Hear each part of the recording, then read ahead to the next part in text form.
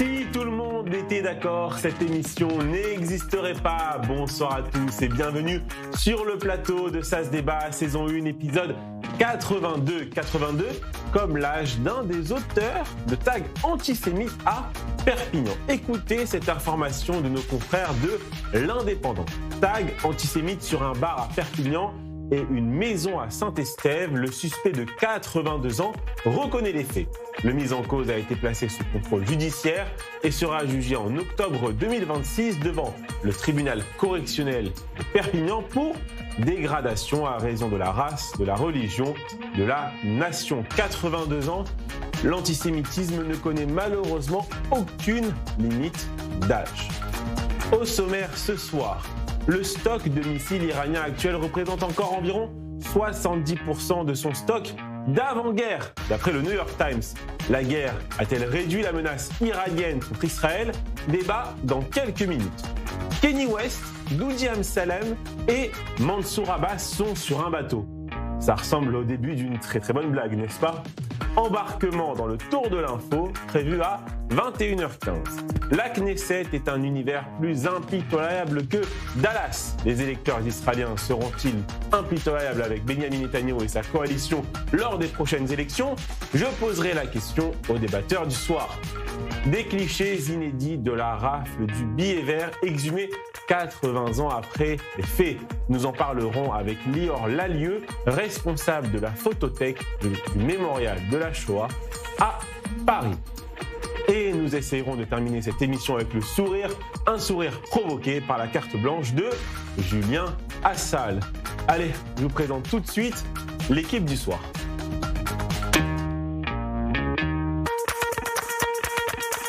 Ça se débat, saison 1, épisode 82 en compagnie de Nathanaël Slama. Bonsoir Nathanaël, comment allez-vous? Bonsoir Raphaël, je vais bien, pas autant que vous, parce que j'ai vu que votre équipe du PSG était une deuxième fois consécutive en finale de Ligue des Champions, et j'imagine que vous avez dû faire la fête comme un fou. On a célébré ça en plateau le lendemain avec Michel Mimran, qui est aussi un grand supporter du Paris Saint-Germain. Je ne vous cache pas que oui, ça fait plaisir, ça fait du bien au moral et ça fait du bien aussi en tant que supporter, mais il n'y a pas que le Paris Saint-Germain qui est en finale de la Ligue des Champions ou qui est en finale de quelque chose. On a aussi notre fierté nationale, Noam Betan, qui s'est qualifié hier en finale de l'Eurovision. Alors c'est très compliqué pour un francophone de travailler avec des Israéliens quand on a un francophone qui représente Israël à l'Eurovision. Toute la journée, ils n'ont pas arrêté de me chanter au bureau « Michel, Michel, Michel, Michel ». Donc Michel, je vous salue. Et j'espère vraiment qu'il rapportera le trophée parce qu'avec tout le fois où j'ai entendu ce nom aujourd'hui, ça vaut le coup de gagner. Je souhaite en tout cas une bonne chance et qu'il nous représente. À chaque fois que le drapeau d'Israël est tissé en grand, moi toujours ça me porte de la fierté. Bonsoir Amir Badran. Bonsoir. Comment allez-vous? Ça va, ça va. Amir Badran, je vous donne une information que nos téléspectateurs doivent entendre ce soir. 2 universités israéliennes figurent dans le top 10 mondial pour les créateurs de start-up. L'université de Tel Aviv et le Technion Haïfa ont produit des start-up qui ont levé plus de 50 milliards de dollars au cours de la dernière décennie, selon les données de PitchBook. Israël, plus que jamais la Startup Nation. Écoutez, c'est une fierté. Il faut le dire, hein. C'est très bien. Je suis très très content qu'on puisse avoir des gens, des intelligents qui sont là pour créer des nouveautés et des start-up. Surtout que les universités israéliennes, il faut le dire, sont des modèles de vivre ensemble. Le Technion et l'université de Tel Aviv, l'université de Jérusalem. Ces deux-là, oui. D'autres, un peu moins, citant celle de Ariel, qui est très... Il y a aussi des Arabes qui viennent étudier Ariel, non, il y a beaucoup d'Arabes, mais en tout cas, elle est fondée sur des implantations, sur des territoires qui sont... On va pas lancer un... Allez, on a un petit problème. Mais c'est une fierté, il faut le dire. En même temps, il faut savoir que quand vous demandez la question à des gens du high-tech israélien, ils se disent que, vous savez, on n'est pas vraiment Silicon Valley, c'est loin de là. Ouais. Bon, c'est une fierté tout de même. Ouais, 2 fiertés qu'on célèbre ce soir en plateau. À Tel Aviv et à Paris, je salue Rachel Bourlier. Bonsoir Rachel, comment allez-vous? Bonsoir les garçons, comment allez-vous? Ça va très très bien, merci Rachel. Nos téléspectateurs connaissent votre passion pour le FC Barcelone. Alors j'aimerais avoir un commentaire de votre part sur Lamine Yamal et son fameux drapeau palestinien, la vidéo qui a fait évidemment le tour du monde à plusieurs reprises. Vous voulez m'énerver là en agitant cette vidéo devant moi Alors vous l'avez dit, vous voyez mon amour et ma passion pour ce club, et ben la déception est à la hauteur de l'émotion que j'éprouve quand je les regarde jouer. C'est l'idiot utile. Alors, il avait créé la polémique pour son anniversaire en le célébrant à outrance. Et là, voilà, on voit très bien l'imbécilité de ce jeune homme. Alors, l'entraîneur Hans Flick a mis ça sur le dos de la jeunesse, mais ça n'excuse pas tout. N'est pas Lionel Messi qui veut. On peut être un génie du ballon sur le terrain, mais la grandeur de Lionel Messi, il a encore du travail à faire. Et vous voyez, malheureusement, c'est là où on voit, je vous dis rapidement, il n'est pas le seul, puisque Frankie de Jong avait liké un post de Pep Guardiola, et il avait mis également des émojis d'applaudissements et des cœurs. Donc malheureusement, voilà, mais c'est beaucoup plus grave parce que Lamine Yamal, c'est quand même une star du ballon et c'est un génie du ballon. Donc c'est ce drapeau qui malheureusement divise. Il y a des supporters en Israël qui sont des fans du Barça et dans le monde entier qui, comme moi, ont été blessés. Donc il n'aurait pas dû. Le sport doit être universel pour tous. La politique ne devrait pas mélanger, être dans le sport. Voilà, je me demande pourquoi est-ce qu'on doit être outré par le fait de lever un drapeau. Parce que si c'était un drapeau français, par exemple, ça aurait gêné personne. Parce que c'est le drapeau de l'OLP. Et pourtant, c'est le drapeau palestinien. Parce que ce drapeau, malheureusement... Parce que c'est le drapeau de l'OLP. Mais pourquoi, Rachel, pourquoi c'est vous qui êtes blessé, en fait? Yael. Eh bien, justement, je vais vous dire, parce que ce que j'ai répondu à des amis, ce drapeau ne devrait pas diviser. Et malheureusement, il a pris toute une autre tournure. Ce drapeau a un autre symbole et n'est pas un drapeau comme les autres. Non, mais c'est un drapeau. Il a rien dit. Non, évidemment, c'est pas un drapeau comme les autres. Attendez, on a entendu. Yael, on vous a entendu, mais permettez-moi avant tout de vous dire bonsoir. Bonsoir Yael, je suis heureux de vous retrouver ce soir dans Ça se débat. Alors, on pourra en parler longtemps de ce drapeau et de Lamine Yamal, mais Yael, il y a une autre information importante que j'aimerais vous soumettre et entendre votre réaction. Écoutez bien cette phrase. Le Rassemblement national est devenu un partenaire avec lequel nous pouvons parler. C'est une déclaration de Joshua Zarka, ambassadeur d'Israël en France, qui était interrogé chez nos confrères de Radio J sur la visite de Marine Le Pen qu'il a reçue à l'ambassade d'Israël en France. Que pensez-vous de cette phrase de Joshua Zarka? Je pense que c'est catastrophique. Mais si on revient et on parle d'engagement des footballeurs, alors moi j'étais très contente quand Kylian Mbappé, il a parlé contre le Front National. Et il faut qu'on soit tous juifs, musulmans, etc., contre le Front National. Il s'agit des héritiers des nazis, et vraiment, et on les normalise comme rien ne se passe. Et c'est juste impensable. Moi, je ne comprends pas. On va parler plus tard des clichés et de la Shoah. Moi, je ne comprends pas comment on coopère avec le Front National. Je ne comprends pas. Merci en tant que juif, à tous les quatre. Je pense que c'est vraiment... On a passé toutes les lignes rouges possibles. Merci beaucoup à tous les quatre pour ce premier tour de l'information. Voilà, au moment où je vous dis bonjour, j'aime bien aussi vous faire réagir chacun avec des petites informations comme ça. Ça met en jambe, on va dire que c'est un petit échauffement avant d'entrer dans les choses sérieuses. Exactement. Découvrons maintenant quels débatteurs ont remporté les face-à-face de l'émission d'hier. À la question États-Unis-Iran, le gouvernement israélien est-il trop spectateur des événements? Vous êtes d'accord à 66% avec Marilyn Smadja qui a répondu oui, le gouvernement israélien est trop spectateur. Et à la question, l'Union européenne a-t-elle raison de sanctionner Israël? Alors là, raz-de-marée pour Barbara Lefebvre, 95% de gens ont répondu non et sont d'accord avec Barbara Lefebvre, 5% seulement avec le copain Rost. Vous connaissez désormais votre quatuor du soir ainsi que les grands gagnants de l'émission d'hier. Passons sans plus tarder au premier débat de cette émission. 90% des installations de missiles souterraines iraniennes sont au moins partiellement opérationnelles. Le stock de missiles iraniens actuel représente encore environ 70% de son stock d'avant-guerre. Ces chiffres, parfois contestés, ont été dévoilés par le New York Times et ont inspiré l'équipe de Ça se débat. Et nous avons posé cette question à nos invités. La guerre a-t-elle vraiment réellement réduit la menace iranienne contre Israël? Rachel Bourlier a répondu oui, Yael Lerer a répondu non. Ça se débat, saison 1, épisode 82, face à face numéro 1. C'est parti.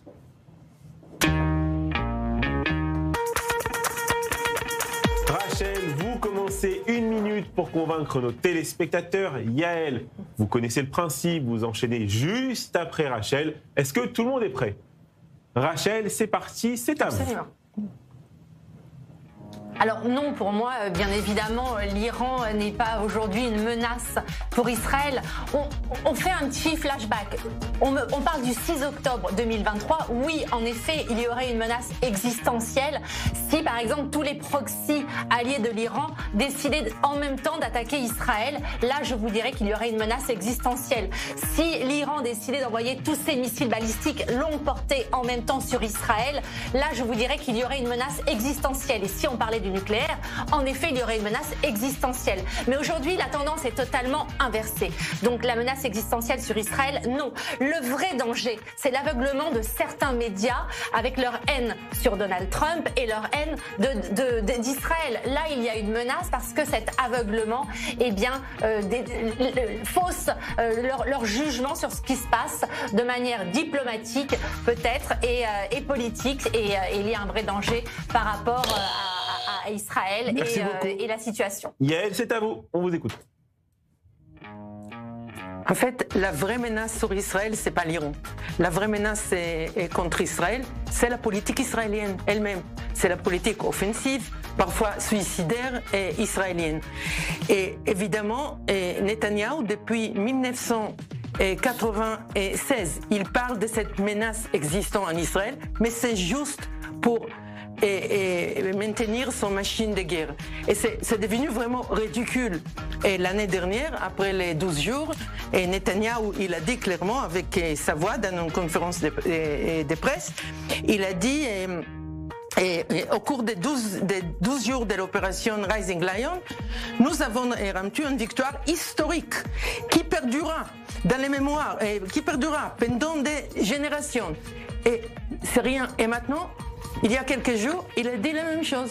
Alors tout ça, on gonfle un truc qui n'existe pas, juste pour maintenir cette politique offensive, suicidaire, destructive, qui à la fin, c'est les citoyens israéliens aussi qui payent un prix important. Merci beaucoup Yael. Attention, Amir Badran, est-ce que vous êtes plutôt d'accord avec Rachel Bourlier ou avec Yael Lerer sur cette question? Écoutez, j'ai toujours dit ce qui a été dit par Yael. Vous savez, cette guerre, c'est vraiment pas une guerre où on a dû y être, on a dû subir.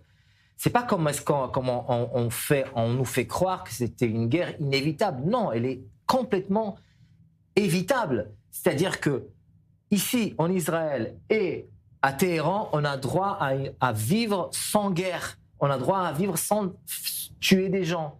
Et ce qu'on a vu pendant ces 2 rounds de guerre contre l'Iran, c'est que tous les prétextes avancés par Benjamin Netanyahou pour aller dans cette guerre-là, pour aboutir à des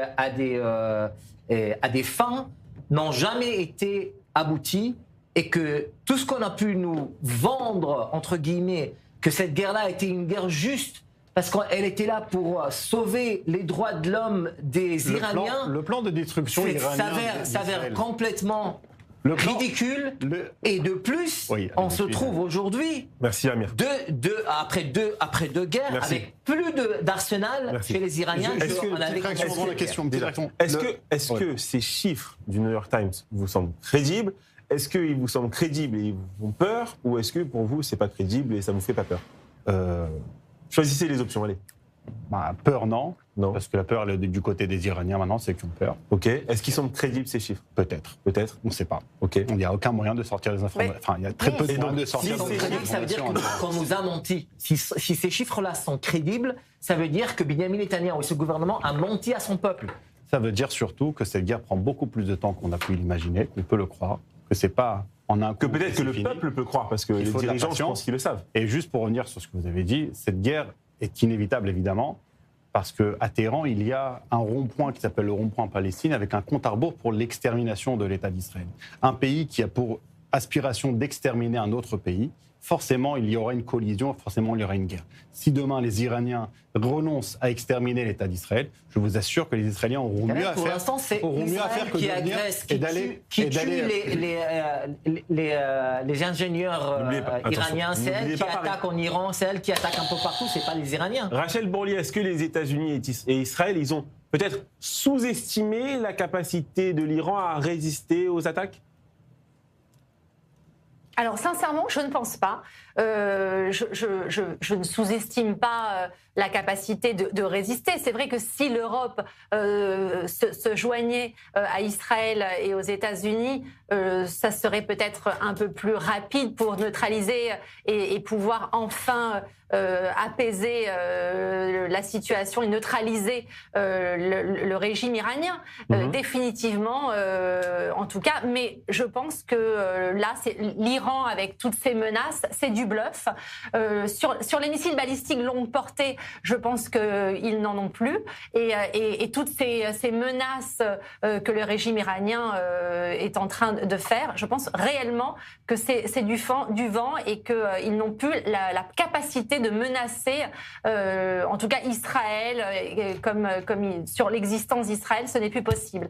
Et ce qui est assez inquiétant, c'est de voir les médias jouer le rôle du régime iranien, aussi bien sur les médias aux États-Unis qu'en France. Là, quand j'entends mon camarade Amir Badran jouer le jeu et croire les médias américains, on voit très bien ce qui se passe aussi bien en France, des couvertures de certains médias. On a pu le voir il y a à peu près un mois et demi, la couverture de Libération qui nous mettait une couverture de l'Iran. On avait l'impression que c'était une station balnéaire. Merci.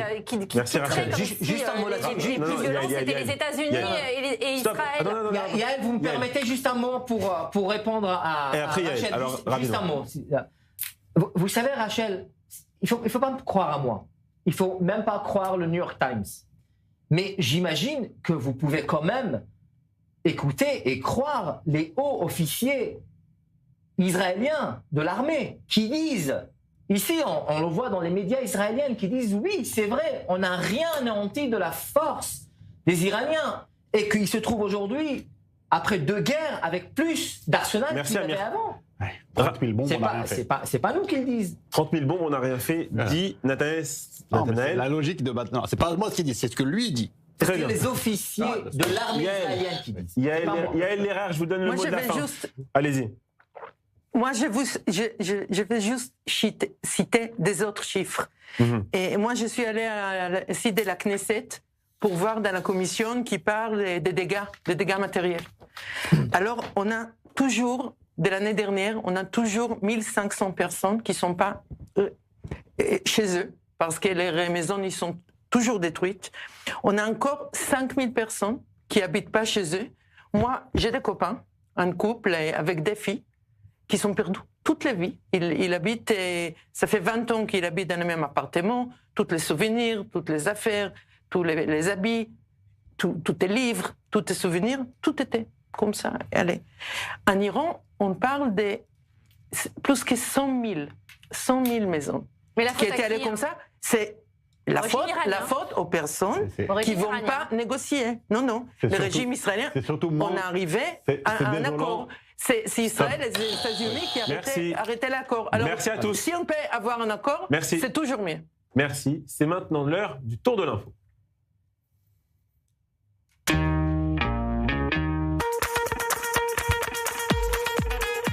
Nathanaël Slama, je commence avec votre information, une information qu'on a reçue quelques minutes avant de monter en plateau. Le cabinet du Premier ministre israélien confirme en pleine opération Rugissement du Lion, le Premier ministre Benjamin Netanyahou s'est rendu secrètement aux Émirats Arabes Unis et a rencontré le président des Émirats Arabes Unis, le cheikh Mohammed Ben Zayed. Cette visite a permis une avancée historique dans les relations entre Israël et les Émirats Arabes Unis. Votre commentaire? On voit qu'Israël aujourd'hui arrive à faire la paix sans devoir concéder un seul centimètre de terre de la terre d'Israël de ses ancêtres. C'est avec la force qu'Israël arrive à attirer des puissances autour d'eux. Il y a un axe qui est en train de se former, un axe sunnite israélien, les accords d'Abraham qui sont élargis.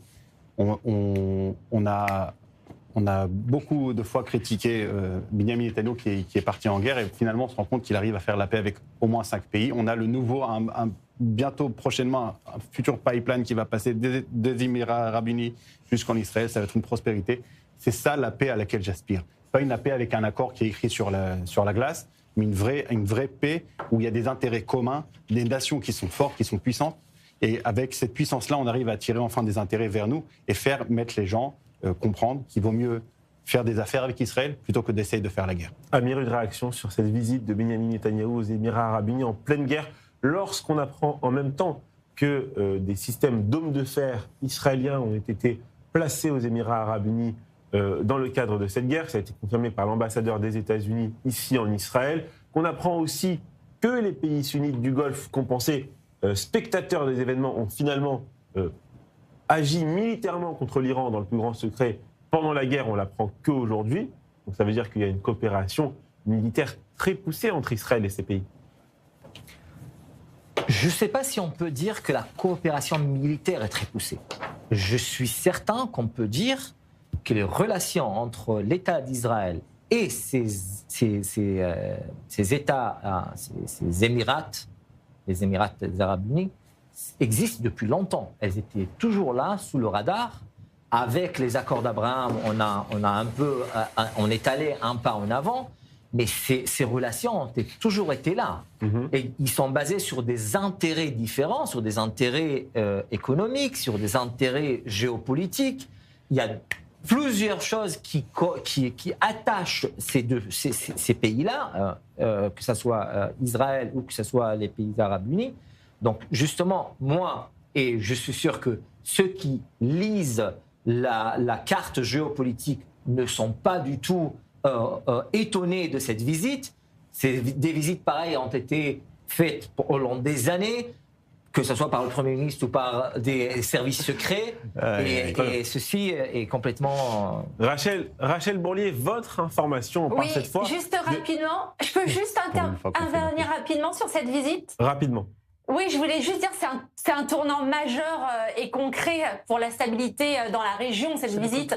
Et il faut vraiment le noter quand enfin il y a une bonne nouvelle dans la région. C'est Bibi qui le fait, alors la gauche, jamais ils reconnaîtront. Donc on passe à la prochaine info. Bah oui. Pour eux, c'est rien. Rachel, Kanye West pourrait prochainement se produire en Israël, selon des informations publiées par nos confrères de Mako. Le rappeur américain s'était déjà produit en Israël en septembre 2015 au stade de Ramat Gan, près de Tel Aviv, devant plusieurs milliers de spectateurs.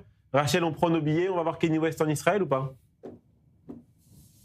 Alors sincèrement, moi je vous aurais dit oui parce que Kanye West, j'aime tellement sa musique. Mais entre 2015 et 2026, il s'en est passé des choses.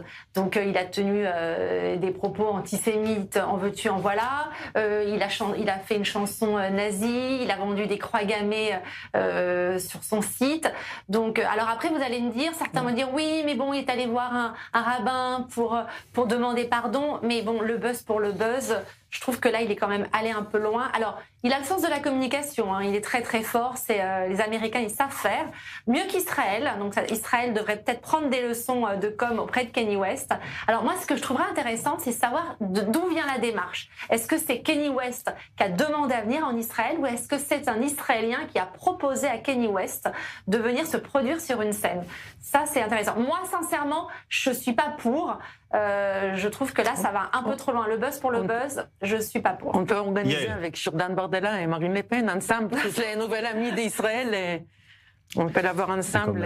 C'est comme les magasins de souvenirs dans la vieille ville de Jérusalem, c'est des Arabes qui tiennent et qui te vendent un chauffard et un talit parce que l'argent n'a pas d'odeur. Donc au final, s'il y a des spectateurs qui veulent venir le voir, pourquoi pas, après tout. Parce que c'est de la culture. On sait, par exemple, il y a l'erreur que la ville de Marseille s'était opposée à son concert au stade Vélodrome, que dans d'autres pays européens, les concerts de Kanye West dans le cadre de certains festivals ont été annulés.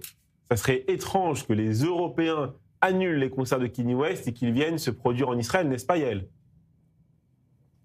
Mais c'est exactement la même ligne. C'était pas une blague d'organiser quelque chose ensemble avec Marine Le Pen et Jordan Bardella et Kanye West. C'est vraiment la même ligne.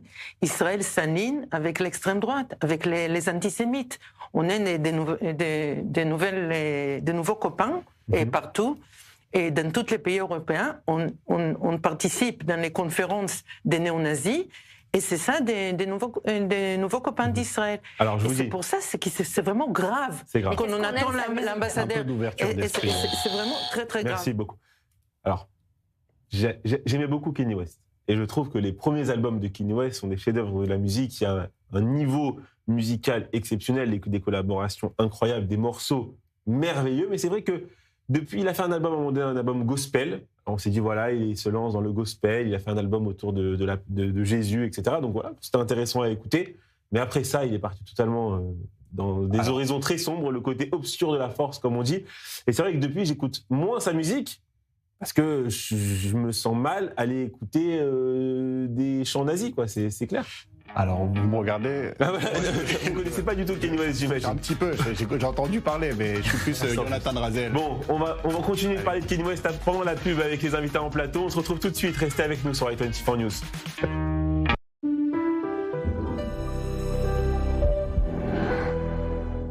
להשאיר חותם. מה זה אומר? כן, כן. להיות מפורסם. עוד מישהו? להאיר לעולם את הדרך. מתחממים. להפוך את הבלתי אפשרי לאפשרי. יוריקה! אתה. להגיע הכי רחוק שאפשר. למתוח את הגבולות האנושיים. זה להשאיר חותם. מתחילים? יש הרבה דרכים להשאיר חותם. רובן מתחילות בטכניון. Leave a mark. Et si votre impôt sur la fortune immobilière vous permettait de sauver des vies? En soutenant le Magen David Adom, vous contribuez au financement d'ambulances, de matériel de secours et à la formation des équipes médicales sur le terrain. Votre don est déductible à 75% de votre impôt IFI. Agissez dès maintenant sur mda-france.org. Certains achètent un bien, nous détectons les opportunités. David Jamy Group, l'expérience au service de ceux qui veulent investir autrement. Aujourd'hui, une opportunité exceptionnelle s'ouvre pour vous en Israël, en particulier à Ranana, Tel Aviv et Netanya, où nous avons signé des accords exclusifs avec les plus grands promoteurs du pays. Des prix réservés, introuvables ailleurs, une plus-value immédiate et un plan de paiement ultra avantageux, pensé pour faciliter votre achat. Des opportunités uniques, des achats sécurisés, une vision internationale. David Jamy Group. Real Estate Opportunities. Israël Bonds soutient Israël depuis 1951, lorsque la guerre contre le Hamas a éclaté. Les Israël Bonds ont répondu à l'appel, prouvant qu'ils sont beaucoup plus qu'un investissement. Ils sont un soutien essentiel. Les Israël Bonds sont des obligations émises par l'État d'Israël. En choisissant de souscrire à des Israël Bonds, vous investissez directement dans l'État d'Israël. Un soutien concret pour l'avenir d'Israël. C'est le moment, bâtissons l'avenir ensemble. Vous rêvez de soutenir Israël d'une manière unique et enrichissante? Rejoignez Sarel, le programme de volontariat civil en base militaire israélienne. De quelques jours à plusieurs semaines, participez à des tâches essentielles et vivez une expérience inoubliable. Découvrez Israël sous un nouvel angle, créez des liens durables et contribuez directement au soutien du pays et de ses soldats. Devenez volontaire. Faites la différence. Inscrivez-vous via notre site internet.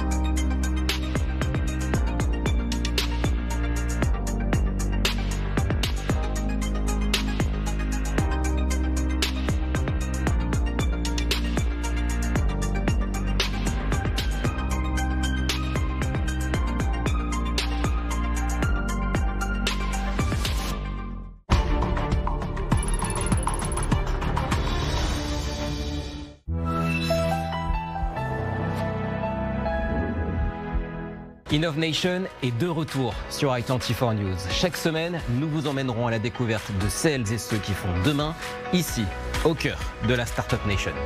Santé, mobilité, culture, agriculture, ici l'innovation n'est pas un mot-clé, c'est un mode de vie. Innovation, c'est le rendez-vous des idées qui osent et qui fonctionnent. Rendez-vous chaque semaine pour découvrir ensemble les coulisses de l'innovation Made in Israël. Innovation, tous les mardis sur i24 News.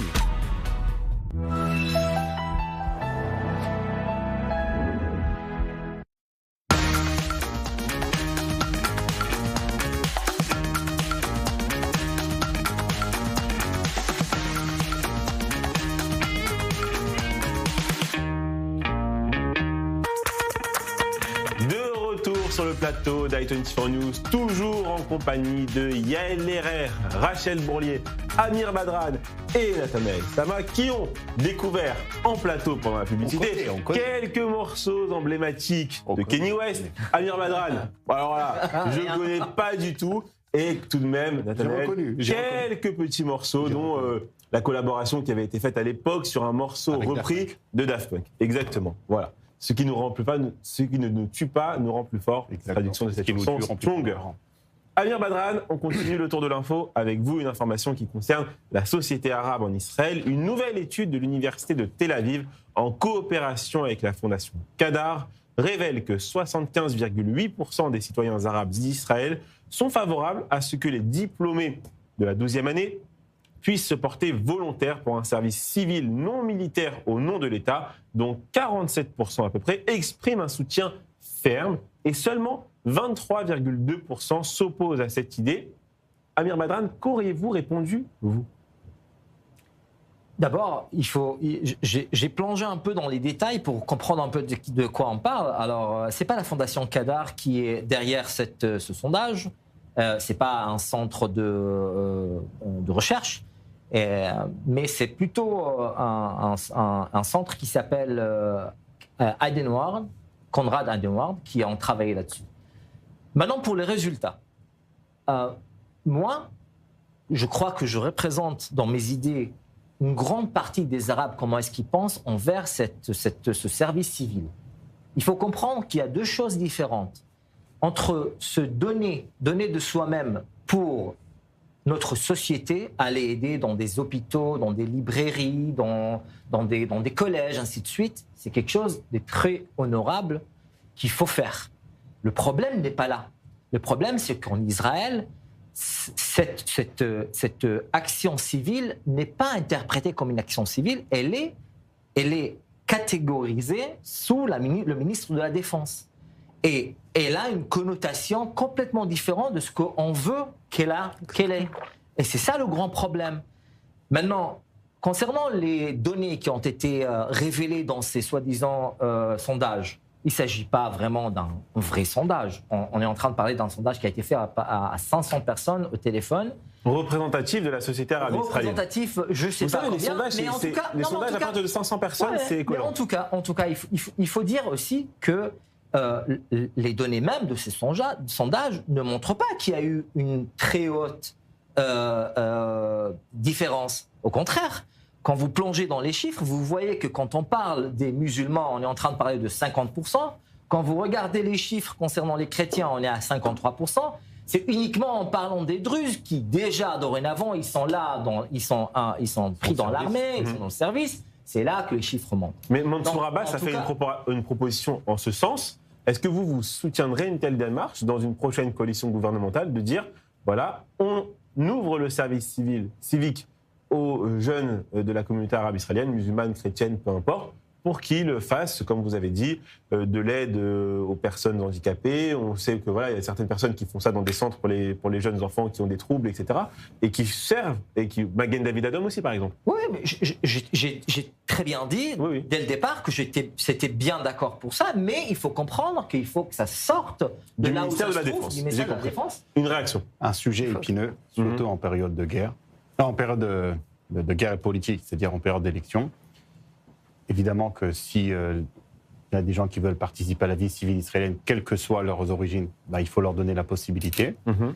Mais il faut faire attention aux pièges politiques qui se retrouvent derrière, d'essayer en fait de radoucir l'image de la liste des Mansour Abbas, de dire regardez, ils sont avec nous. Il ne faut quand même pas oublier que Mansour Abbas, c'est les frères musulmans et on aura l'occasion d'en reparler. Yael Lerer, votre information, un article de nos confrères du Monde, une longue enquête.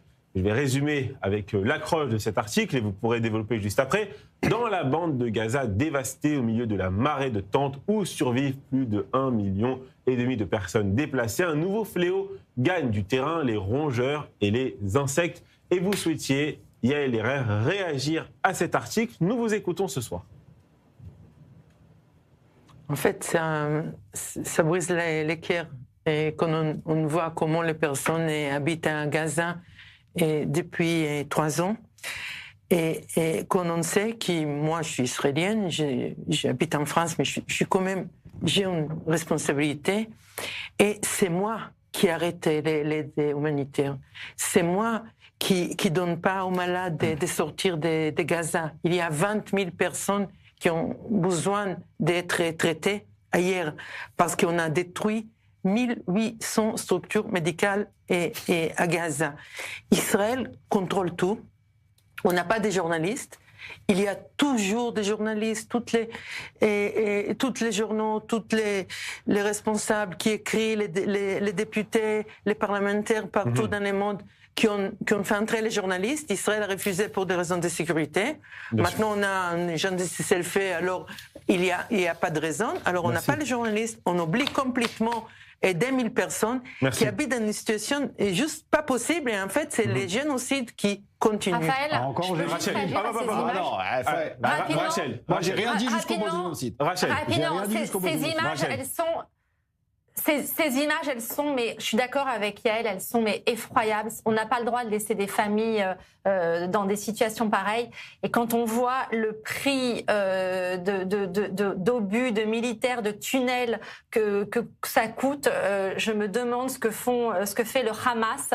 Il devrait s'occuper de ces civils au lieu de construire des tunnels. Il n'y a plus de Hamas à Gaza. Non, le Hamas est toujours à Gaza. Non, il y en a toujours. Donc je me dis que le Hamas a une responsabilité majeure et il devrait s'occuper de ces civils. Nathanaël, en 2 mots. En 2 mots, je pourrais pas en 2 mots. Alors en 3 mots. Allez, rapidement, allez. Vous avez voulu un massacre le 7 octobre, vous allez recevoir la Nakba. La seule solution pour les Palestiniens aujourd'hui à la bande de Gaza, c'est de trouver un autre endroit pour aller vivre. Mais quand même, votre kippa sur votre tête, Michel. Attendez. Alors, juste une chose. Attendez, stop. C'est ça ce que vous êtes en train de dire. Non, mais c'est juste pas possible. Nathanaël, je suis obligé. Je vais vous dire quelque chose.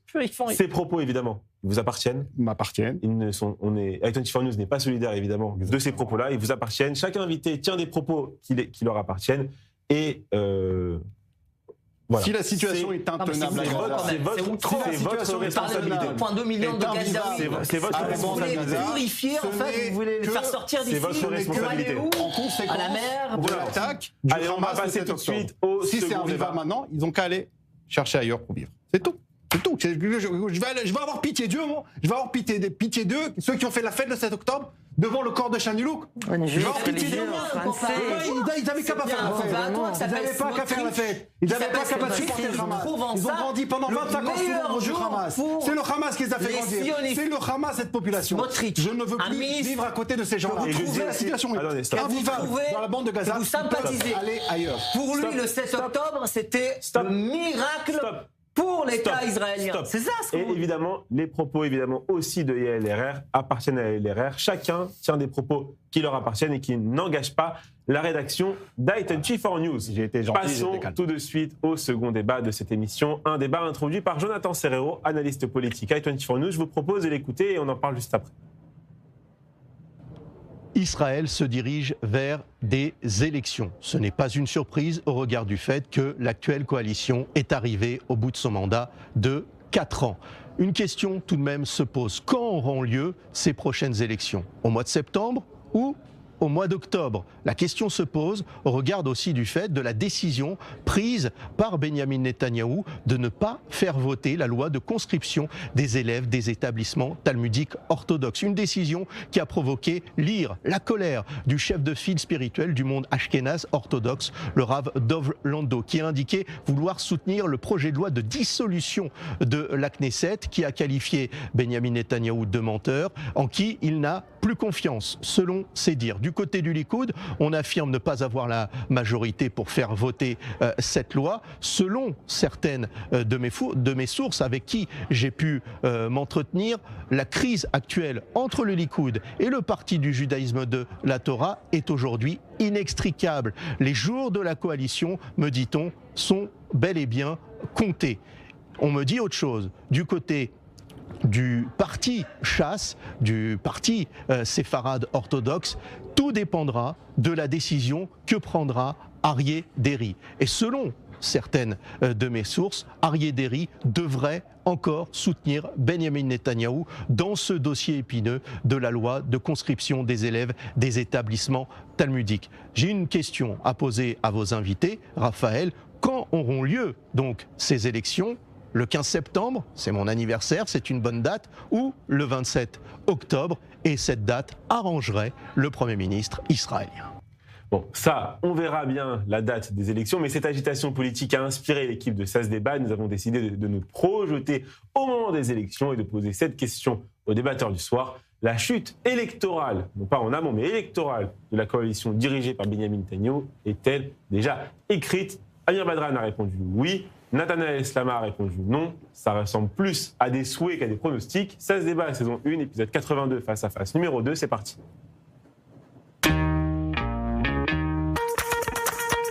Alors, je préviens déjà, quand on a une invitée très intéressante après ce face-à-face et que je aimerais qu'on consacre du temps, on va faire le face-à-face et après on va avancer, ok ? Amir, vous commencez 1 minute pour convaincre nos téléspectateurs. Nathanaël, vous enchaînez juste après. Est-ce que tout le monde est prêt ? Oui. Amir, c'est à vous. L'élection du Premier ministre en Israël n'est pas directe. Il ne suffit pas d'avoir le plus grand nombre de voix, mais il faut créer une coalition de 61 sièges pour pouvoir former un gouvernement. Aujourd'hui, les sondages prévoient au maximum 53 sièges à Benyamin Netanyahou. Sa chute dépend surtout de la formation de la liste commune des 4 partis arabes à qui on prévoit entre 16 et 17 sièges. Ce qui veut dire que sans les voix des partis arabes, aucun camp ne peut former un gouvernement. Mais, messieurs, dames, le drame est ailleurs. Parce que même dans le camp de l'opposition, Bennett et Lapid crient haut et fort le racisme envers les députés arabes, affirmant leur refus de collaborer avec ces Arabes légitimes, mais lépreux. À vous. Voilà, le peuple juif, son code génétique, il est dans la Torah, dans le Talmud, qui est toujours avec moi. Si nous voulons garder un État juif, nous avons besoin de la Torah, nous avons besoin des orthodoxes qui, eux aussi, ont un très grand rôle dans le fait de garder la Torah pour le peuple juif. Alors c'est vrai que c'est autour de cette loi de l'exemption de permettre aux gens de rester à étudier dans les chambres d'études au lieu d'aller s'engager à l'armée. J'ai moi-même fait des centaines de jours de milwing pendant la guerre. Et évidemment, j'aurais aimé que ces jeunes garçons viennent aussi apporter secours pendant la guerre, mais pourtant, je comprends l'importance de la Torah pour faire vivre le peuple juif sur la terre d'Israël.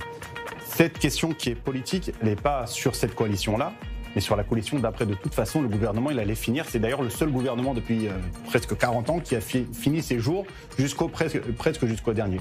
Il y a une grande douleur parmi les orthodoxes du fait que cette loi n'a pas été votée. Et il faut comprendre cette douleur. Et si aujourd'hui on a un clash politique, c'est juste sans conséquence, mais c'est surtout pour montrer la douleur des orthodoxes qui ont suivi Benyamin Netanyahou pendant des dizaines d'années sans recevoir rien. Merci beaucoup à tous les deux. Évidemment, on parlera encore et encore de cette coalition, de la future coalition, des élections législatives en Israël. J'invite nos téléspectateurs à aller tout de suite voter sur le compte Instagram de 24 News. Oui pour Amir Badran, non pour Nathanaël. Si vous êtes avec nous demain soir, vous découvrirez évidemment les résultats. Merci à tous les deux. Désolé à Paris de ne pas vous donner la parole sur ce thème, mais j'ai envie tout de suite d'accueillir notre invité du soir. Je vous propose d'accueillir sans plus tarder Lior Lallieu du Mémorial de la Shoah à Paris.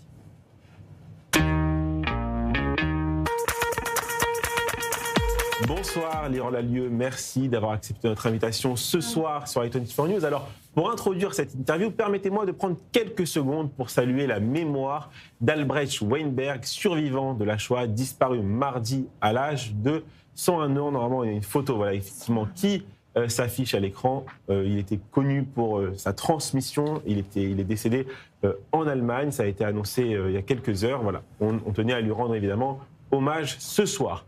Lior Lallieu, une exposition sur la rafle du billet vert se tient depuis le 10 mai au Mémorial de la Shoah à Paris. Alors, pour nos téléspectateurs qui ne le savent pas, qu'est-ce que la rafle du billet vert ? Alors, la rafle porte ce nom de billet vert parce qu'au départ, c'est une convocation de la préfecture de police. Nous sommes le 14 mai 1941, donc nous allons commémorer le 85e anniversaire. C'est une convocation de la préfecture de police qui a la forme d'un billet vert. Et cette convocation arrive chez 6500 juifs parisiens, étrangers, qui, à peu près entre le 9 et le 10 mai, qui doivent décider si oui ou non ils doivent se rendre à cette convocation de la préfecture de police pour examen de situation. Donc, 3700 d'entre eux vont se rendre à cette convocation, ce 14 mai 1941, et la convocation précise accompagnée d'un membre de votre famille ou d'un proche. Donc, ils se rendent à cette convocation. Il y a 69 centres de convocation à Paris. Le plus grand, c'est le gymnase Jaby. Et les images que vous voyez défiler concernent ce centre de rassemblement, le gymnase Jaby, qui se trouve à Paris dans le 11e arrondissement. Cette convocation est un piège. Les hommes qui arrivent sont immédiatement arrêtés. On demande aux familles de bien vouloir aller rentrer chez elles et de ramener un petit paquet avec un petit nécessaire, une petite valise pour 2 jours. Le piège continue, si vous voulez. C'est un piège qui endort les familles, toujours pour examen de situation. Les portes se ferment, les hommes sont transférés dans des autobus. Ces autobus arrivent gare d'Austerlitz. Tous les Juifs arrêtés ce jour-là, donc les 3700, sont envoyés dans les camps de Pithiviers et de Bonne-la-Rolande, qui se situent à peu près à 75-80 km de Paris. Ils vont y rester plus d'1 an. Et ils vont être déportés à Auschwitz-Birkenau sans retour pour la plupart d'entre eux. Les visiteurs qui iront voir cette exposition au mémorial de la Shoah, quelles sont la particularité de ces photos? On comprend qu'il y a 98 photos à peu près, et que l'immense majorité d'entre elles n'ont jamais été exposées auparavant. Alors, cette exposition, c'est en effet pour rappeler ce que c'est que la rafle du billet vert. Donc vous avez compris qu'il porte le nom du billet vert à cause de cette convocation. Mais c'est aussi la découverte de 98 nouvelles photographies totalement inédites. Et elles vont être présentées, elles sont maintenant présentées pour la première fois au mémorial de la Shoah.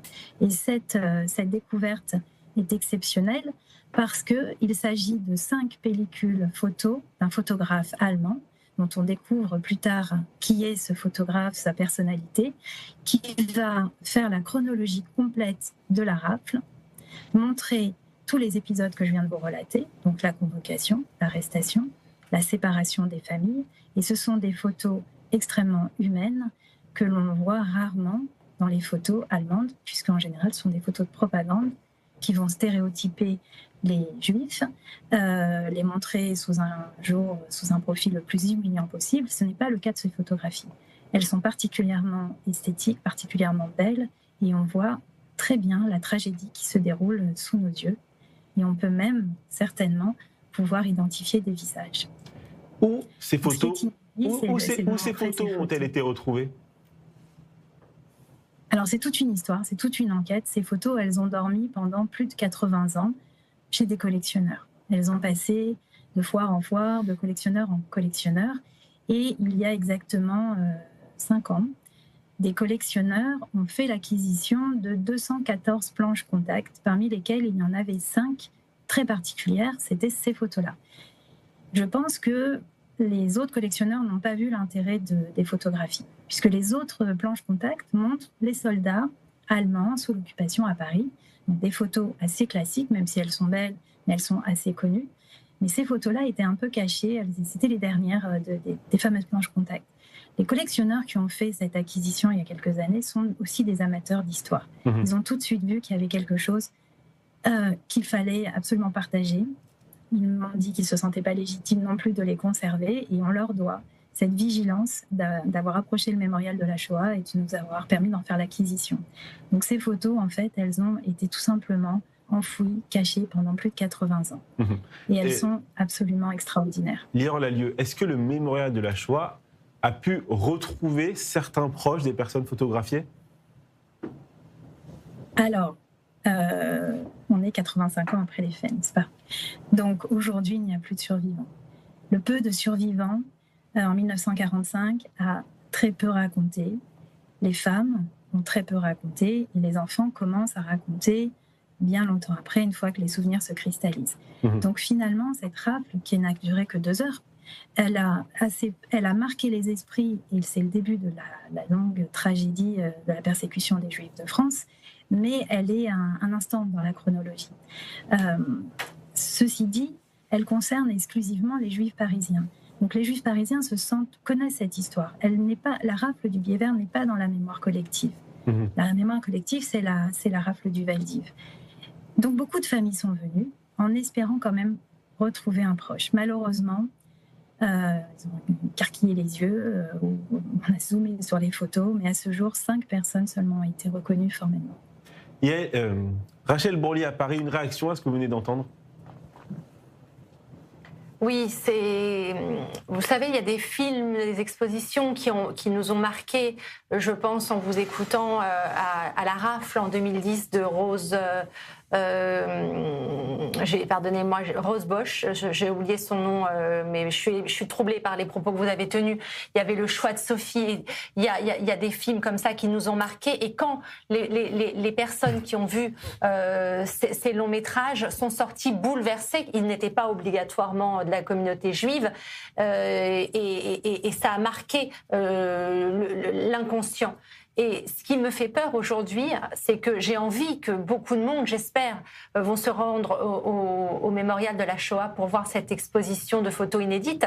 Mais quand on entend et qu'on voit cette montée de l'antisémitisme, quelle réaction pensez-vous qu'il va se produire? Moi, j'ai envie que les jeunes viennent, les lycéens, les collégiens viennent voir cette exposition, parce que je pense c'est fondamental, c'est crucial même quand on voit ce qui se passe en France et pas seulement, dans toute l'Europe et aux États-Unis. Et malheureusement, quand j'entends certaines réactions dans la rue, sur les réseaux sociaux, où certains se réjouissent, certains crient mort aux Juifs. J'ai peur que ça soit vain. Quel est votre sentiment?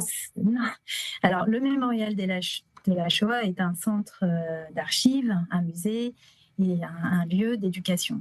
C'est à peu près 300 000 scolaires par an.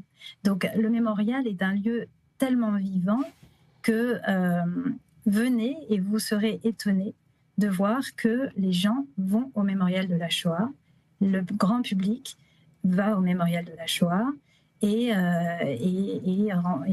donc participe à ces expositions. On vient d'ouvrir l'exposition, donc je ne peux pas vous dire si ce sera un succès autre que la communauté juive, et plus encore ceux pour qui la rafle du billet vert a un sens dans leur famille, même s'ils sont très nombreux, malheureusement. Mais comme il y a un certain esthétisme dans ces photos, ça peut intéresser beaucoup de gens. Et là, ces derniers temps, il y a une presse qui n'est pas communautaire, qui s'est emparée aussi de cette histoire, qui a été passionnée par cette histoire, parce que ce que je ne vous ai pas dit, c'est l'enquête aussi de ce photographe. Qui est ce photographe qui nous a amené à comprendre qu'il s'agissait d'un soldat allemand de la Propaganda Compagnie, dont la mission est de photographier les soldats allemands, etc., sauf qu'il va photographier autre chose.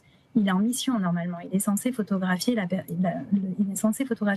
quelque chose qui va mener à une propagande. Merci. Or, il est très humain. Il fait des choses assez incroyables.